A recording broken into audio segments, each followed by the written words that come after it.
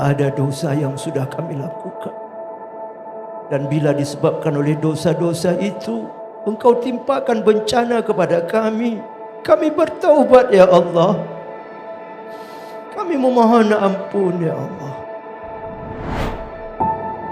Atas nama Wali Nanggro Aceh, saya menyampaikan duka cita yang sedalam-dalamnya kepada seluruh korban bencana banjir bandang, tanah longsor. Semoga Allah SWT menerima mereka yang wafat sebagai syuhada, serta kekuatan dan ketabahan bagi seluruh masyarakat Aceh. Aceh berzikir dan berdoa bersama Lembaga Wali Nanggro Aceh menjadi ikhtiar spiritual di tengah masa bencana, menyatukan hati dan harapan seluruh elemen masyarakat dalam semangat solidaritas Aceh.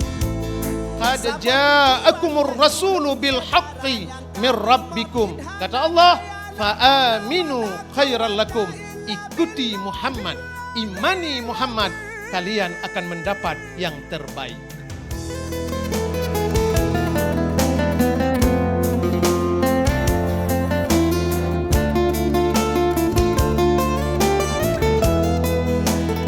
Saya juga berharap bahwa Wali Nanggro sebagai orang tua kita bersama itu dapat menggunakan otoritas dan kekuasaannya untuk mempresur pemerintah pusat agar memastikan bencana yang terjadi di Aceh bisa menjadi bencana nasional, sehingga ada tanggung jawab negara untuk memastikan negara hadir dalam kondisi pembangunan dan rehabilitasi Aceh masa yang akan mendatang.